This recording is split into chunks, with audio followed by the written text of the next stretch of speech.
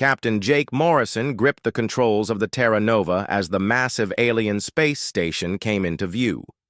The structure was bigger than any city on Earth, and it sparkled with lights from a dozen different alien species. Beside him sat Ambassador Lisa Carter, who was studying her notes one final time before the most important meeting in human history. Chief Engineer Ryan Brooks worked at his console, making sure their ship looked as primitive as possible to the aliens who would be watching. 3 years had passed since humanity first made contact with the Galactic Council. The meeting had not gone well. The aliens had laughed at human technology and treated Earth like a planet full of children playing with toys. The Zathari Empire especially seemed to think humans were good for nothing except maybe hard labor in their minds. Lisa stood up and smoothed her diplomatic uniform. She had spent months preparing for this moment, and she knew that Earth's future depended on what happened in the next few hours. The plan was simple. Ask for protection from the bigger alien empires and try to get some basic trade agreements, so Earth could start learning real space technology. It seemed reasonable enough.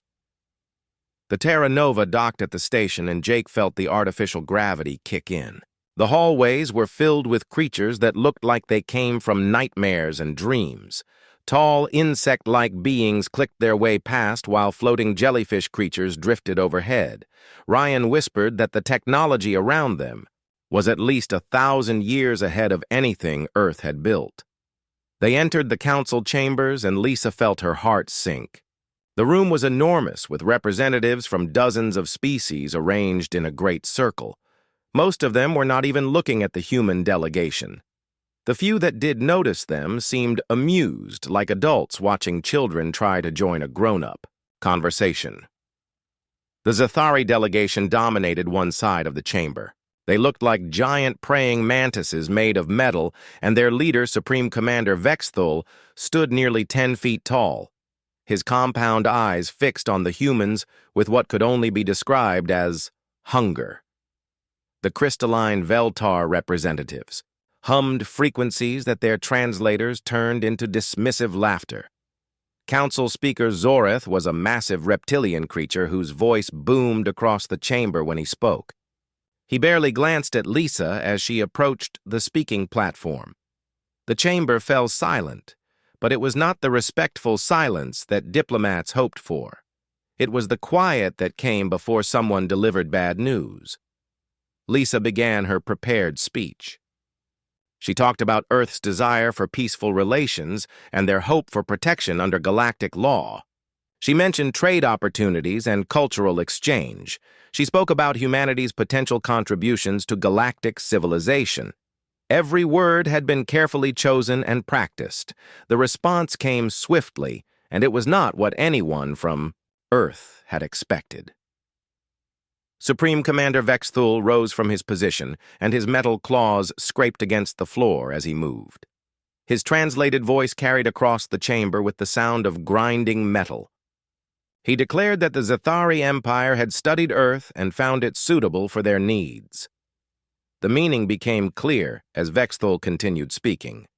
Earth would become a Zathari colony within 30 standard days. The human population would be relocated to work camps where they could serve their new masters. Any resistance would be met with the full force of the Zathari fleet. It was not a negotiation or even a threat. It was simply a statement of fact.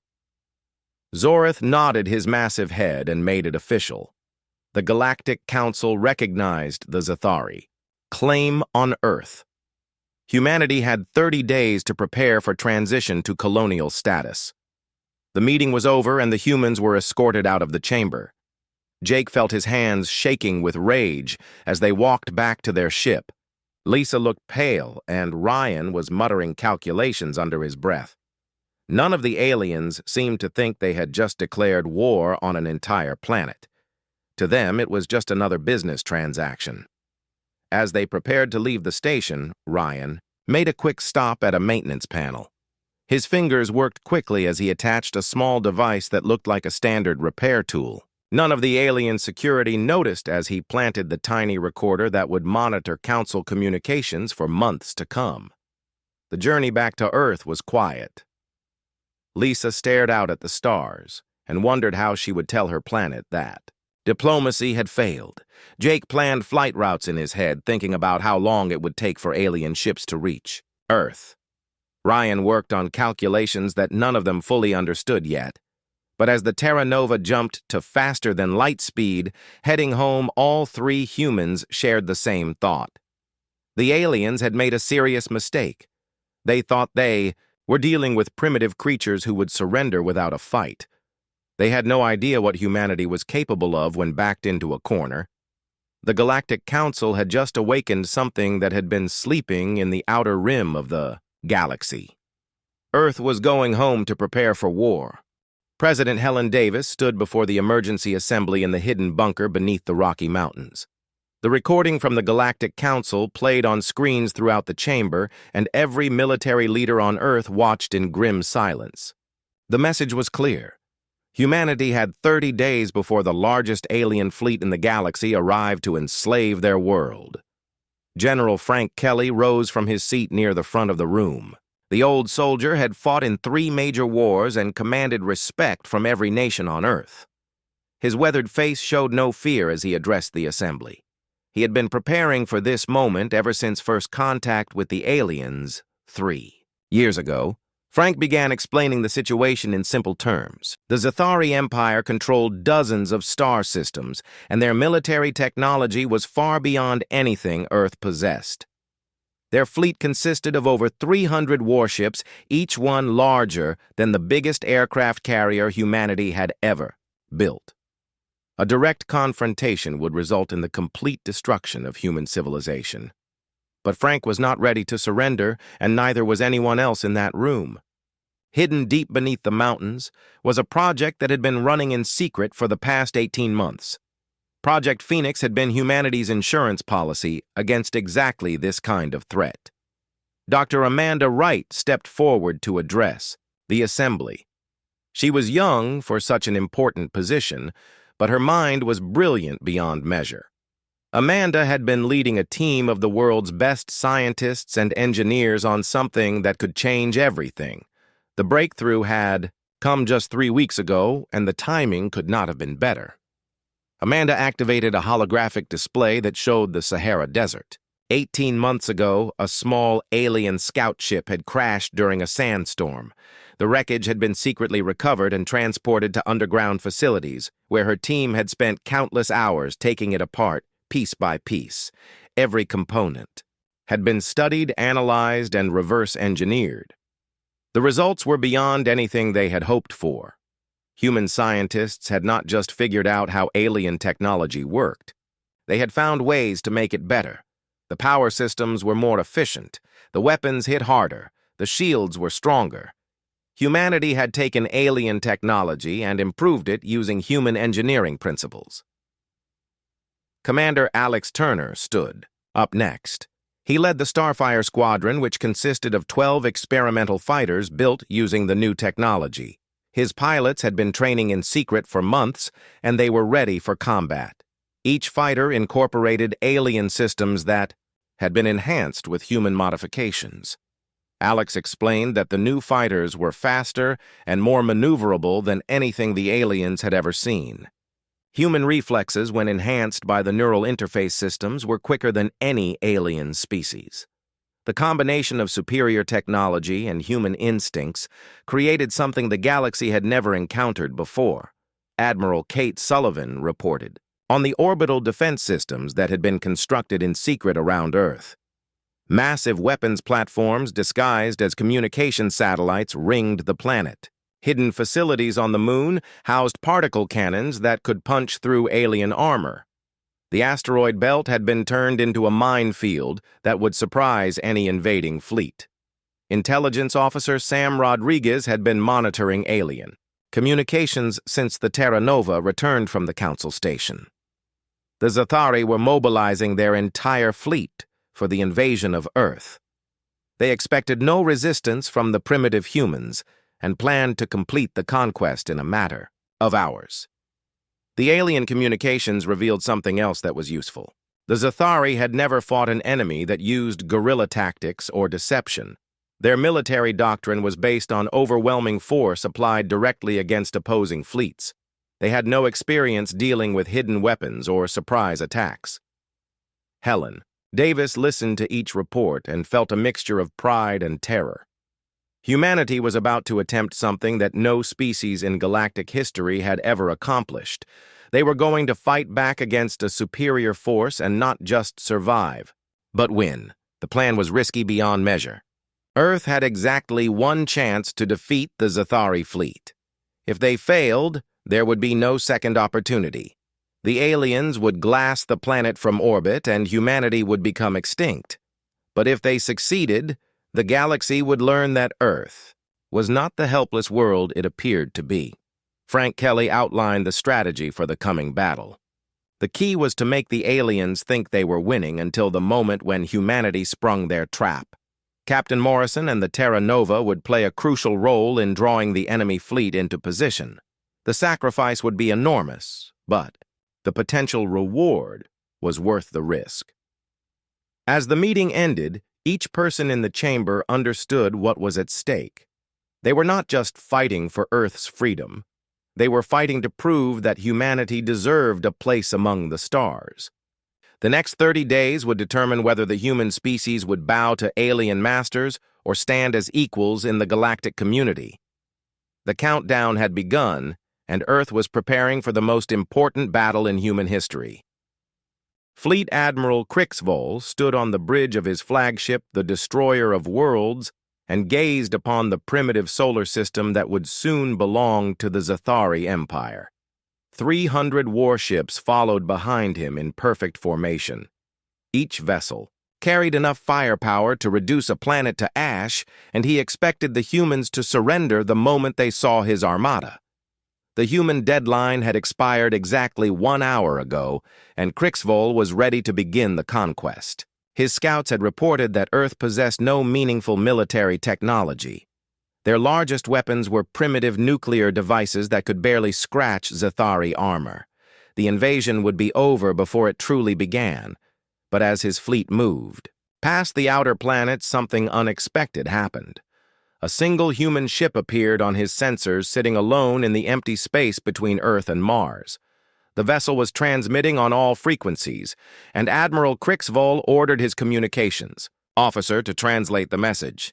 Captain Jake Morrison's voice filled the bridge of the alien flagship. His words were calm and clear as he informed the Zathari fleet that humanity rejected their ultimatum. Earth would not surrender, and the alien armada was ordered to leave the solar system immediately. The audacity of the message brought clicking laughter from the insectoid crew. Crixvol decided to make an example of the insolent humans. He ordered a full squadron of destroyers to eliminate the Terra Nova and broadcast the destruction throughout the fleet. The lesson would be simple. This is what happened to species that defied the Zathari Empire. 12 alien warships moved into attack formation around the lone human vessel. Their energy weapons charged to full power and fired simultaneously. Enough destructive force to vaporize a city struck the Terra Nova from all directions. The aliens expected to see nothing but debris and expanding gas. Instead, they watched in shock as the human ship absorbed every blast.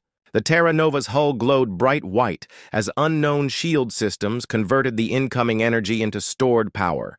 Then the ship fired back using the aliens' own weapons against them. Concentrated beams of pure energy sliced through Zathari. Armor like it was made of paper. 3 alien destroyers exploded in the first exchange, and the remaining ships found themselves outgunned by a vessel they had dismissed as primitive. Admiral Crixvol stared at his tactical display in disbelief. The readings showed that the human ship was using Zathari technology, but somehow it was performing far beyond normal parameters. The Admiral ordered his entire fleet to advance and destroy the Terra Nova through sheer numbers. One ship could not stand against 300, no matter how advanced its weapons might be. The human vessel would be overwhelmed and crushed beneath the weight of Zathari firepower. But Jake Morrison and his crew had never intended to fight the entire alien fleet alone. The Terra Nova began moving deeper into the solar system, drawing the Zathari armada exactly where humanity wanted them. As the aliens pursued their lone target, they passed through the asteroid belt without paying attention to the rocks floating around them. Engineer Ryan Brooks had spent weeks preparing for this moment. Hidden inside hollowed-out asteroids were weapons platforms that had been constructed using reverse-engineered alien technology. The installations were completely invisible to Zathari sensors because they used the aliens' own stealth systems against them. When Admiral Krixvol's fleet reached Mars orbit, the trap was finally sprung. Hundreds of concealed human weapons revealed themselves simultaneously and opened fire from all directions. The aliens found themselves caught in a devastating crossfire that had been planned down to the smallest detail, but the hidden platforms were not the only surprise waiting for the Zathari fleet. Some of the asteroids were not hiding weapons at all. They were weapons. Massive chunks of rock and metal had been accelerated to incredible speeds using hidden mass drivers. The projectiles struck alien ships with the force of nuclear explosions. Zathari. Vessels began exploding throughout the fleet as Admiral Krixvol realized he had led his armada into a carefully prepared killing field. The humans had not been cowering in fear during the past 30 days. They had been setting up the most elaborate ambush in military history. The alien communications channels filled with panic as ship after ship reported critical damage or complete destruction. The primitive species that was supposed to surrender, without a fight, had somehow managed to acquire technology that matched or exceeded Zathari capabilities. It was impossible, but it was happening right in front of their compound eyes. Captain Morrison's voice cut through the chaos on all frequencies. He calmly informed the surviving alien ships that they were now prisoners of the Earth Defense Force. Any vessel that attempted to flee would be destroyed. Any ship that continued fighting would be eliminated. The terms of surrender were simple and non-negotiable. Admiral Krixvol looked around his bridge and saw fear in the eyes of his crew. Half his fleet was already destroyed or disabled, and more ships were falling every minute. The humans had turned his overwhelming advantage into a nightmare trap that was consuming his armada ship by ship. For the first time in Zathari military history, their fleet was losing a battle against an enemy they had completely underestimated. The species they had dismissed as barely intelligent had proven to be the most dangerous opponent the Empire had ever faced. The revolution in galactic warfare had begun, and humanity was teaching the aliens their first lesson in human military doctrine. Commander Alex Turner's fighter squadron emerged from behind Earth's moon like wolves hunting in a pack. The Starfire fighters moved with impossible speed and agility as they dove into the chaos of the main battle. Alien pilots who had been trained to fight large, slow warships suddenly found themselves facing something completely new. Lieutenant Ben Harris was the youngest pilot in the squadron, but his reflexes were enhanced by neural interfaces that Dr. Amanda Wright's team had developed. The combination of human instincts and alien technology created something the galaxy had never seen before. Ben's fighter danced between energy blasts that would have vaporized normal spacecraft. The Zathari pilots tried to target the small human fighters, but their weapons could not track targets moving at such extreme speeds. Ben rolled his ship between two alien destroyers and fired his enhanced particle cannons at point-blank range. The first enemy ship exploded in a ball of superheated gas, while the second began venting atmosphere from multiple hull breaches. Across the battlefield, the other Starfire pilots were performing similar feats of aerial combat that defied everything the aliens thought they knew about space warfare. Lieutenant Sarah Martinez took down 4 Zathari fighters in less than 2 minutes, while Captain Danny Rodriguez destroyed an entire alien cruiser by threading his ship through its shield grid and attacking from the inside. Admiral Krixvol watched from his flagship bridge as his supposedly superior fleet was systematically dismantled by opponents he had considered inferior. The human fighters were not just faster and more maneuverable than Zathari vessels. They were flown by pilots whose reaction times exceeded anything his species could achieve. But the real shock was yet to come. Deep beneath Earth's oceans, massive structures began rising toward the surface. Admiral Kate Sullivan had overseen the construction of planetary defense weapons that had been hidden on the ocean floor for months. Each installation was larger than a Zathari destroyer and packed with enough firepower to level mountains. The first particle cannon broke the surface of the Pacific Ocean and immediately targeted the alien flagship. The weapon fired projectiles at significant fractions of light speed, creating a beam of pure destruction that crossed the distance to Admiral Krixvol's ship in seconds. The blast struck the destroyer of worlds amidships and punched completely through its armored hull. Similar weapons emerged from oceans across the planet as Earth itself joined the battle. The Atlantic defense platform targeted a cluster of alien cruisers and vaporized 3 of them with a single shot. The Indian Ocean installation focused its fire on the remaining Zathari carriers and turned them into expanding clouds of debris. From the Galactic Council chambers billions of light-years away, the member species watched the battle through long-range sensors with growing horror. The primitive species they had dismissed as barely sentient was destroying the most powerful military force in their region of space. The recordings being transmitted back to the Council showed impossible things happening. Council Speaker Zoreth stared at the tactical displays in disbelief. Human technology was not just matching Zathari capabilities, it was exceeding them by significant margins. The energy readings from Earth's weapons were off the scale of anything the Council had seen before. Somehow, the humans had acquired technology that surpassed even the most advanced galactic civilizations. The crystalline Veltar representatives had stopped their humming frequencies and were communicating in rapid harmonic bursts that translated to panic. They were recalculating their assessment of human capabilities, and the numbers did not make sense. A species that had achieved faster than light travel only 3 years ago should not possess weapons that could threaten established galactic powers. Supreme Commander Vexthul's voice crackled over the communication channels from his damaged command ship. The Zathari leader was ordering a full retreat, but less than a third of his fleet was still capable of movement. The humans had caught his armada in a trap that had been months in the making, and the casualties were beyond anything the Empire had experienced in centuries of conquest.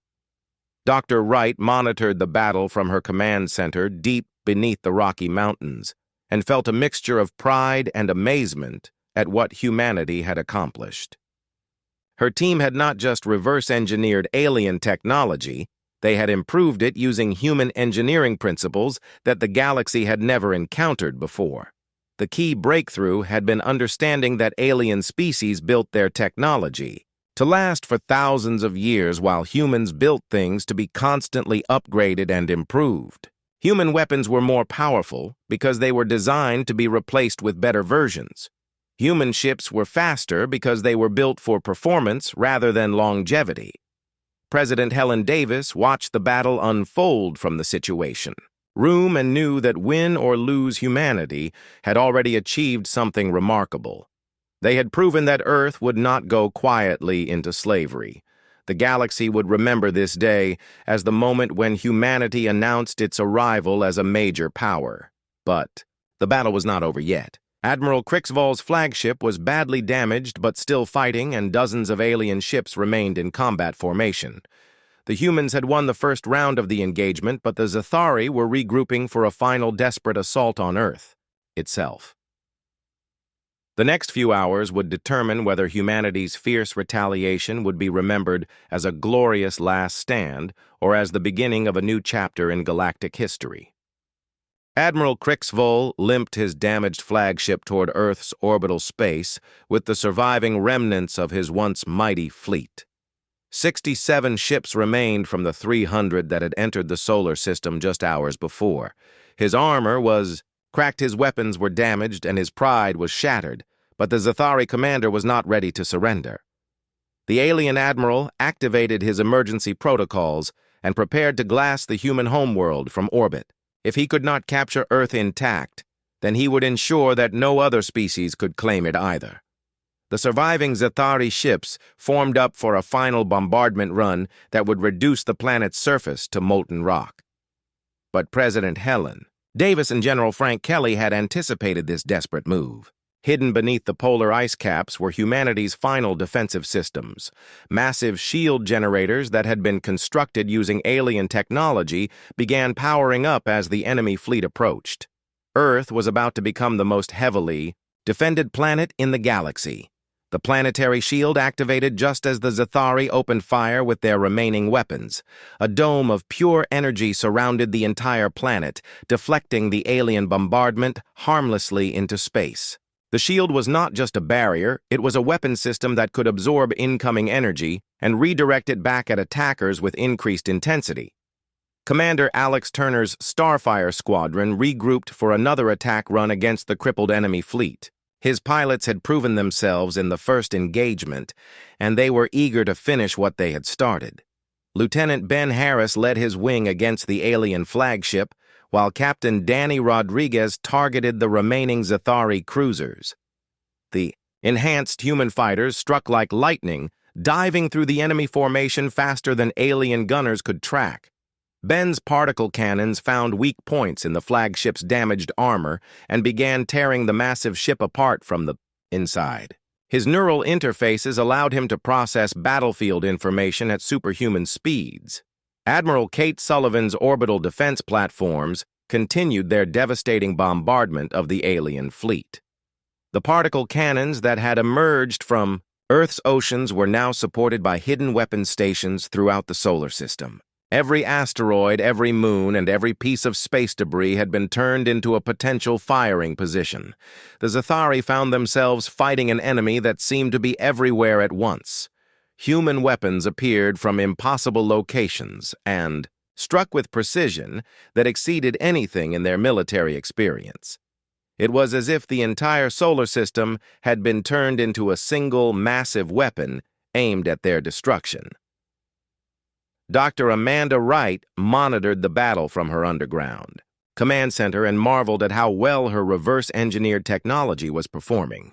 The human improvements to alien systems were proving superior to the original designs in every measurable category. Her team had not just matched galactic technology, they had surpassed it. The final breakthrough came when engineer Ryan Brooks activated the hidden systems he had been installing throughout the Zathari fleet. The recording device he had planted at the Galactic Council station had been just the beginning. For months, human infiltration technology had been spreading through alien ships and stations. Every Zathari vessel in the solar system suddenly found its computer systems compromised by viruses that had been designed specifically to target their technology. Weapons went offline, shields failed, and life support systems began shutting down. The aliens discovered that their own ships were turning against them. Admiral Crixville watched in horror as his remaining fleet began falling apart from within. The humans had not just outfought his armada, they had infected it with technological diseases that were spreading faster than his technicians could counter them. It was a level of electronic warfare that the Zathari had never encountered. The battle reached its climax when Earth itself fired its ultimate weapon. A massive particle beam launched from the planet's north pole struck the alien flagship with enough force to split it in half. Admiral Crixavole's last transmission was a warning to his empire that humanity was far more dangerous than anyone had imagined. The surviving Zathari ships attempted to flee the solar system, but found their escape routes blocked by human forces that seemed to anticipate their every move. Captain Jake Morrison's Terra Nova led a squadron of hidden human vessels that had been waiting in ambush positions throughout the outer planets. The aliens who had come to enslave Earth were now trapped in the very system they had planned to conquer. One by one, the remaining Zathari ships were disabled or destroyed until only a handful remained. Those few vessels were allowed to escape so they could carry word of humanity's victory back to the galactic community. President Davis stood in the Situation Room and watched the last alien ship disappear into faster-than-light travel. The impossible had happened. Humanity had not just survived the Zathari invasion, they had won a complete victory against overwhelming odds. The galaxy would never look at Earth the same way again. General Kelly began planning for the aftermath of the battle. The wreckage of 300 alien warships would provide enough advanced technology to accelerate human development by centuries. Earth was no longer a primitive backwater world. It was a major military power that had proven itself in combat. The fierce retaliation that had stunned the Galactic Council was complete, and humanity was ready to take its place among the stars. 3 days after the destruction of the Zathari Armada, Captain Jake Morrison once again approached the massive Galactic Council station. This time, however, the Terra Nova was not alone. Behind him flew a formation of 12 human warships built, using technology recovered from the battlefield around Earth. The message was clear. Humanity had arrived as a major power. The docking procedures were different this time around. Alien security forces that had previously ignored the human delegation now scrambled to provide full honors for Earth's representatives. Council Speaker Zoreth himself had requested an immediate audience with the human leadership, and every species in the galaxy was watching to see what would happen next. President Helen Davis walked through the station corridors accompanied by General Frank Kelly and Dr. Amanda Wright. The aliens they passed stepped aside respectfully, and many seemed unable to meet the humans' eyes. The species that had been dismissed as primitives 3 days ago were now treated with the kind of fear usually reserved for galactic superpowers. The council chambers had been completely rearranged since the humans' last visit. Where before the Earth delegation had been forced to stand in the center like defendants on trial, now they were provided with seats at the main table reserved for full council members. The symbolism was unmistakable. Ambassador Lisa Carter took her place at the speaking podium, but this time she was addressing the council from a position of strength rather than desperation. The debris field where the Zathari fleet had been destroyed was still glowing in Earth's orbital space, visible to long-range sensors throughout the galaxy. The wreckage of 300 warships served as humanity's calling card. Supreme Commander Vex Thul was notably absent from the Zathari delegation. Intelligence reports suggested that he had been executed by his own government for leading the Empire's most powerful fleet to destruction. The remaining Zathari representatives looked broken and defeated as they avoided making eye contact with the human delegation. The crystalline Veltar had completely changed their attitude toward humanity. Their harmonic frequencies now carried overtones of respect and even fear as they discussed Earth's military capabilities. The species that had laughed at human technology just days before were now asking for detailed information about human weapons systems. Council Speaker Zoreth opened the emergency session by formally acknowledging what everyone already knew. The balance of power in the galaxy had shifted dramatically, and the Galactic Council needed to adapt to the new reality. Humanity could no longer be treated as a minor species seeking protection from more advanced civilizations. Dr. Wright stood to address the assembly and explained how Earth had achieved its technological breakthrough.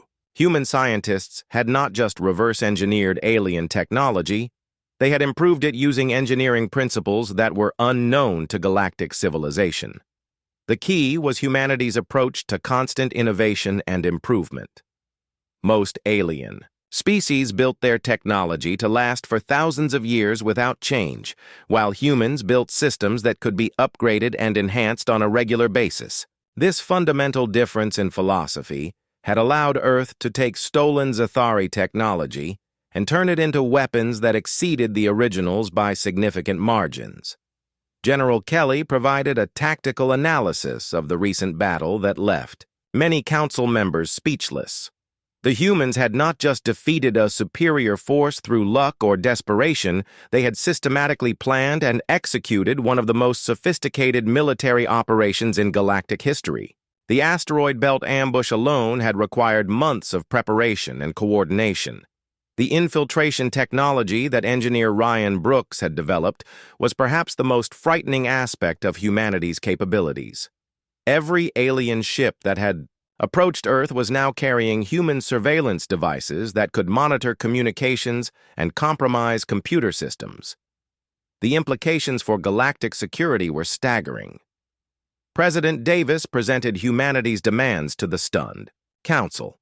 Earth wanted full membership in the galactic community with all the rights and privileges that came with major power status. Human space would be recognized as sovereign territory, and any species that threatened Earth would face the same fate as the Zathari Empire.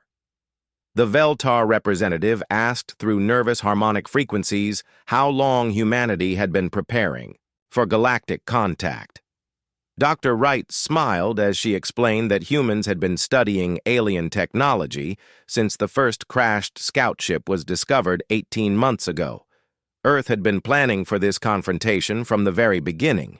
The vote on Earth's council membership was scheduled for the following day, but the outcome was already certain. No species wanted to face the kind of retaliation that had destroyed the Zathari fleet. Humanity had proven that they were willing and able to defend themselves against any threat regardless of the odds. Captain Morrison activated the final surprise that would cement Earth's position in galactic politics. The recording device that had been planted months ago had not just been gathering intelligence, it had been proof of concept for human infiltration technology. Every council ship and station now carried similar devices that could monitor and control alien systems. The message was unmistakable. Humanity was not just joining the galactic community, they were taking a leadership position through demonstrated strength. The species that had once threatened to enslave Earth were now begging for peaceful relations with the new superpower that had emerged from the Outer Rim. Council Speaker Zorith formally welcomed Earth to the Galactic Council as a full member, with voting rights and territorial sovereignty. The decision was unanimous, though whether from genuine respect or simple terror was unclear to outside observers. As the human delegation prepared to return to Earth, they knew that everything had changed forever.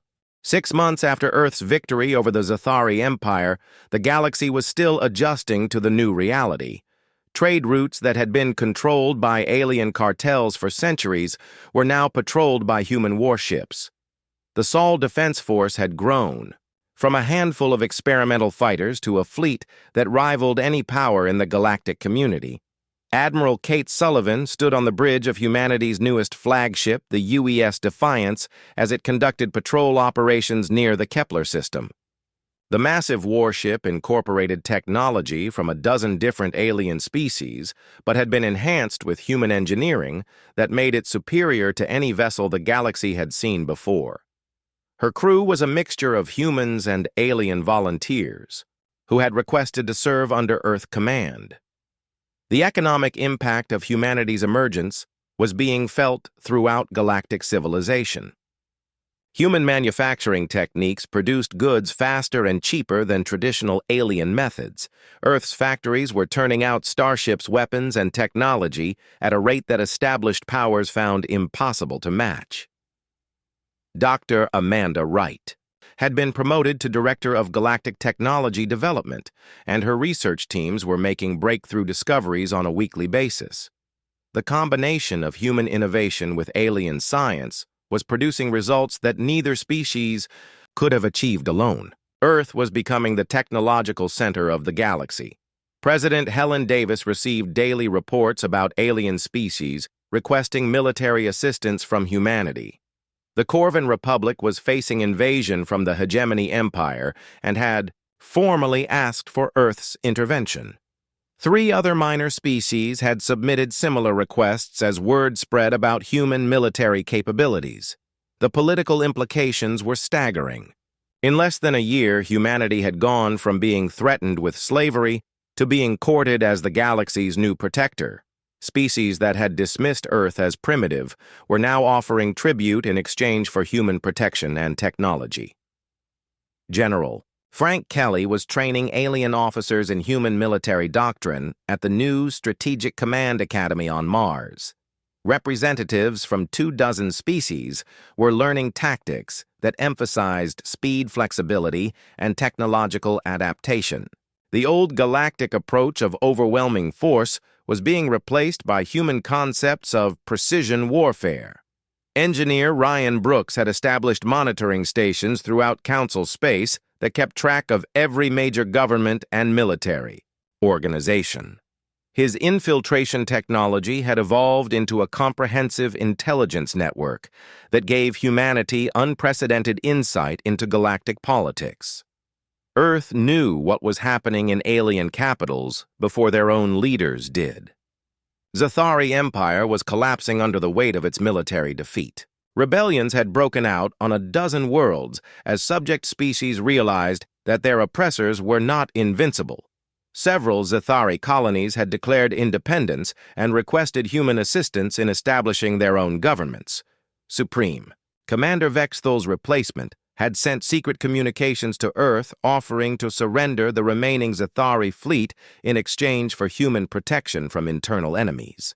The once mighty empire was begging for mercy from the species they had tried to enslave just months before.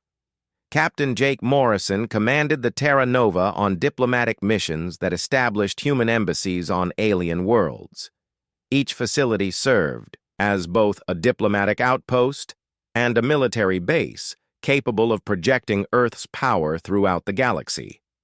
The human presence was becoming permanent and undeniable. The Galactic Council had reorganized itself around Earth's new status as a major power. Humanity held veto authority over all major decisions, and their representatives sat on every important committee.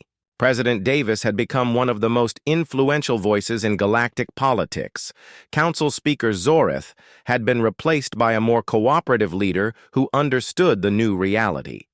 The old council had been dominated by ancient species that ruled through tradition and established power. The new council recognized merit and capability, regardless of how long a species had been spacefaring. Lieutenant Ben Harris was leading training missions for alien pilots who wanted to learn human fighter tactics. His enhanced reflexes and neural interfaces had become the standard for elite pilots throughout the galaxy. The Starfire Squadron had grown into an entire wing of fighters flown by humans and their alien allies. The cultural impact of humanity's rise was equally dramatic. Human entertainment media was spreading throughout alien societies, and Earth's values of individual freedom and technological progress were inspiring reform movements on dozens of worlds. The galaxy was becoming more human in its outlook and aspirations. Dr. Wright's latest project involved sharing human medical technology with alien species who had been struggling with genetic diseases and population decline. Earth's biological sciences were proving as revolutionary as their military innovations. Humanity was not just conquering the galaxy, they were healing it. The transformation was happening faster than anyone had predicted. Species that had ruled the galaxy for thousands of years were adapting to human leadership within a single generation. The old order, based on ancient hierarchies, was giving way to a new system that rewarded innovation and capability. But with great power came great responsibility, and humanity was learning that being the galaxy's dominant species brought challenges that Earth had never faced before. The decisions made on Earth now affected billions of beings across hundreds of star systems. The galaxy would never be the same again. 2 years had passed since Earth's fierce retaliation stunned the Galactic Council, and the effects were still rippling across the galaxy. Humanity had not just survived their first contact with galactic civilization, they had reshaped it according to their own values and capabilities. The species that had been threatened with slavery was now the undisputed leader of the galactic community.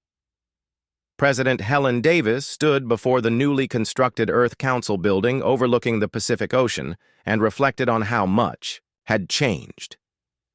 The facility served as the de facto capital of galactic government as more and more alien species sought human guidance on matters of technology, politics, and defense. Earth had become the center of a new interstellar civilization. Admiral Kate Sullivan commanded a fleet of over 200 warships that patrolled the major trade routes and protected smaller species from aggressive neighbors. The Sol Defense Force had evolved into the Galactic Peace Corps with volunteer crews from dozens of different worlds. Human military doctrine was now taught at academies throughout the galaxy.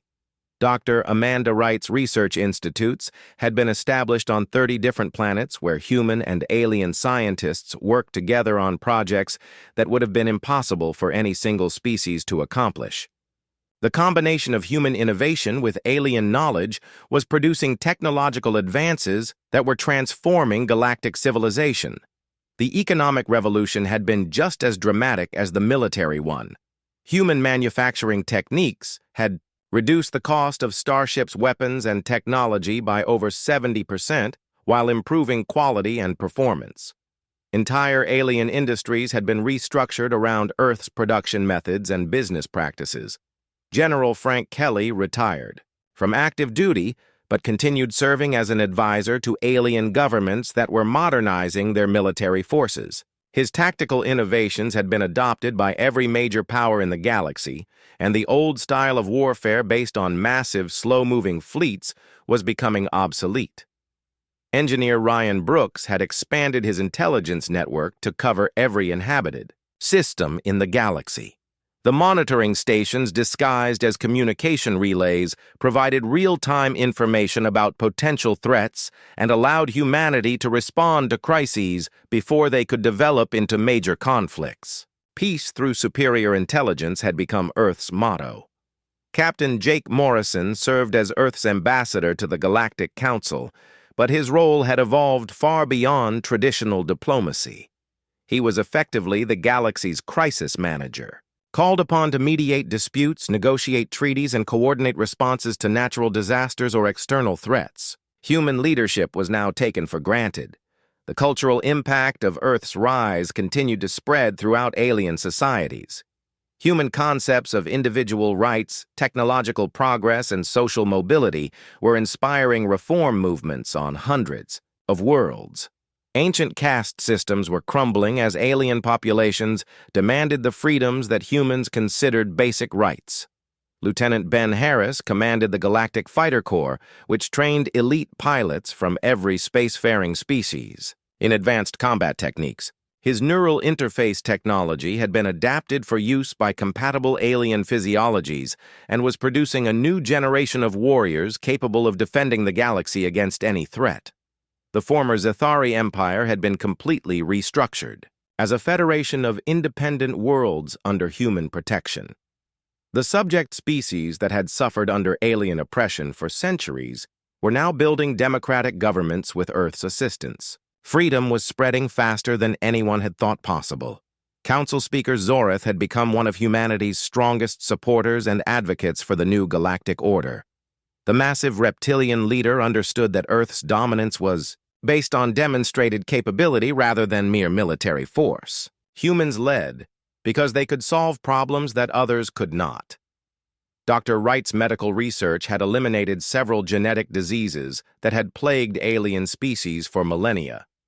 Human biological sciences combined with alien physiology data were producing treatments and cures that were extending lifespans and improving quality of life throughout the galaxy. Earth was becoming known as the healing world. The transformation of galactic civilization was accelerating as new human colonies were established on worlds that had been considered uninhabitable by alien standards. Earth's terraforming technology was turning barren planets into garden worlds that could support billions of inhabitants. The galaxy's carrying capacity was expanding rapidly. President Davis signed the Galactic Charter that formally established the new interstellar government, with Earth as its capital and humans as its primary leaders. The document enshrined principles of individual freedom, technological advancement, and mutual cooperation that would guide galactic civilization for centuries to come. But perhaps the most important change was in how species viewed themselves and their place in the universe. The old galaxy had been dominated by ancient civilizations that ruled through tradition and established power. The new galaxy rewarded innovation capability and merit regardless of a species' age or origin. Humanity had proven that newcomers could rise to leadership through demonstrated excellence rather than inherited authority. This lesson was inspiring younger species throughout the galaxy to challenge established hierarchies and demand recognition based on their contributions rather than their history. the fierce retaliation that had begun as Earth's desperate fight for survival had evolved into a complete transformation of galactic civilization. Humanity had not just joined the galactic community, they had remade it in their own image. The galaxy was becoming more human with each passing day, and in the depths of space beyond the rim of known civilization, other young species were watching and learning. They saw that the galaxy belonged to those who were willing to fight for their place in it. The human example was spreading, and the old order would never recover.